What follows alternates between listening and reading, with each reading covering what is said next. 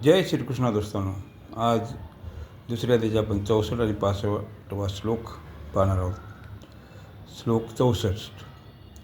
रागद्वेष वियुक्तेषु विषयान्द्रिये इंद्रियेशरण आत्मवश्येर्विधेयात्मा प्रसाद मधिगच्छति. श्लोक 65. प्रसादये सर्वदुःखानां हानिरस्योपजायते. प्रसन्नचेतसो ह्याशु बुद्धिः पर्यवतिष्ठते. तू. पूर्व श्लोकात भगवंतांनी म्हटले की आसक्ती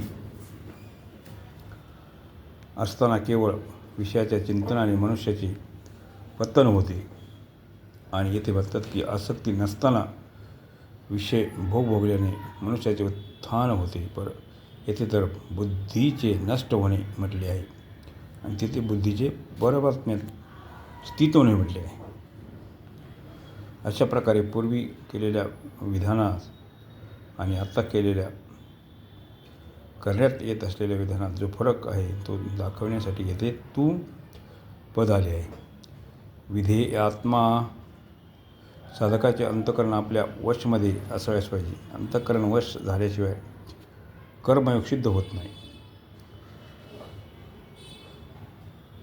तर कर्म करीत असताना विषयात आसक्ती आणि पतन होण्याची शक्यता वास्तविक पाहिली असता अंतःकरण वश असणे हे सर्व साधकासाठी आवश्यक आहे.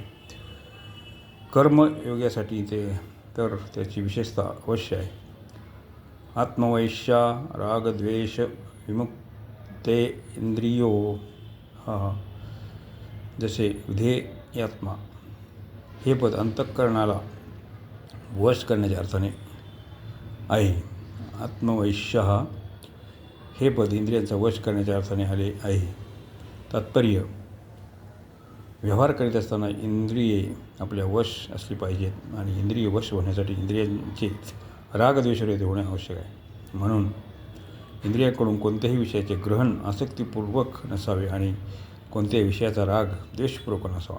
कारण की विषयांचे किंवा त्याच्या त्यागाचे एवढे महत्त्व नाही जेवढे महत्त्व इंद्रियांत राग आणि द्वेष न होऊ देण्याचे आहे. याच कारणाने 3ऱ्या अध्यायाच्या 34व्या श्लोकात भगवंतांनी साधकासाठी सावधानतेचा इशारा दिला आहे. प्रत्येक इंद्रियांच्या विषयात राग आणि द्वेष असतात. साधकांनी यांना वश होऊ देऊ नये, कारण या दोन्ही साधकांचे शत्रू आहेत. 5व्या अध्यायाच्या 3ऱ्या श्लोकात भगवंतांनी म्हटले आहे की जो साधक रागद्वेष द्वंद्वांनी रहित होतो तो सुखपूर्वक मुक्त होतो. विषयानचरण.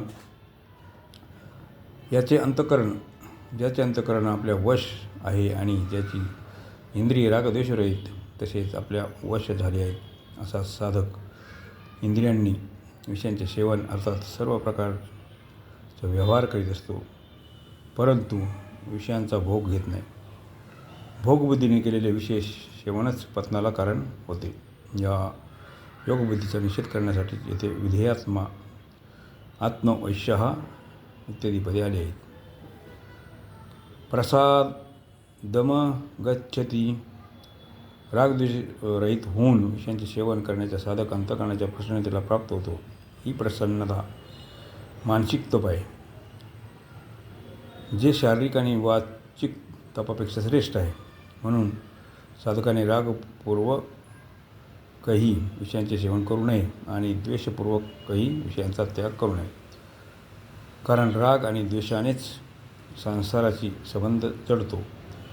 रागद्वेषाने रहित होऊन इंद्रियांनी विषयांचे सेवन केल्याने जी प्रसन्नता होते, त्या प्रसन्नतेचा भोग घेतला नाही किंवा प्रसन्नतेची संग केला नाही, तर ती प्रसन्नता परमात्मा प्राप्ती करून देते. प्रसादे सुखदुःखाना आणि रस्योपजायते. चित्ताची प्रसन्नता प्राप्त झाल्यास संपूर्ण दुःखाचा ऱ्हास होतो. अर्थात कोणतेही दुःख राहत नाही, कारण आसक्ती राहिल्यानेच चित्तात खिन्नता निर्माण होते आणि खिन्नता निर्माण झाली की कामना उत्पन्न होते आणि कामनेनेच सर्व दुःख सामोरे येतात. परंतु जेव्हा राग नाहीसा होतो तेव्हा चित्तात प्रसन्न येते. त्या प्रसन्नतेचे संपूर्ण दुःख नष्ट होतात. जेवढी मनुष्य म्हणून दुःख आहेत ती सर्वची सर्व प्रकृती आणि प्रकृतीचे कार्य शरीर संसाराच्या संबोधनानेच होतात आणि शरीर संसाराशी सुखाच्या लालसेने संबंध होतो. सुखाची लालसा खिन्नतेने होते, परंतु जेव्हा प्रसन्नता येते तेव्हा खिन्नता नष्ट होते. खिन्नता नष्ट झाल्यास सुखाची लालसा राहत नाही. सुखाची लालसा न राहिल्याने शरीर संसाराचे संबंध राहत नाही आणि असा संबंध न राहिल्याने संपूर्ण दुःखांचा अभाव होतो. सर्व दुःखानां हानिः. तात्पर्य, प्रसन्नतेने दोन गोष्टी करतात: संसाराशी संबंध विच्छेद आणि परमात्म्यात बुद्धीची स्थिरता. हीच गोष्ट भगवंतांनी 53व्या श्लोकात निश्चला आणि अचला या पदाने म्हटली गेली आहे. त्याची बुद्धी संसारात निश्चल आणि परमात्म्यात अचल होते. येथे सर्व दुःखानां हानिः चे तात्पर्य हे नाही की त्याच्यासमोर दुःखदायी परिस्थिती येणारच नाही, तर कर्मानुसार त्याच्यासमोर दुःखाची घटना परिस्थिती येऊ शकते. त्याच्या अंतःकरणात दुःख, संताप, चलबिचल इत्यादी विकृत होऊ शकत नाहीत. प्रसन्न चेतसो ह्याशु बुद्धी पर्यवतिष्ठते. प्रसन्न चित्त असणारी बुद्धी फारच लवकर परमात्म्यात स्थिर होते, कारण साधक स्वतः परमात्म्यात स्थित होतो. त्याच्या बुद्धीमध्ये थोडेही संशय राहत नाही. अशा प्रकारे 65व्या श्लोकाचा अर्थ इथे संपत आहे. हे श्रीकृष्णांचे जे दिव्य ज्ञान कुरुक्षेत्रावर सांगले हे पाहण्यासाठी आपण या चॅनलला सबस्क्राईब जरूर करा, लाईक करा आणि शेअर करा. जय श्रीकृष्ण.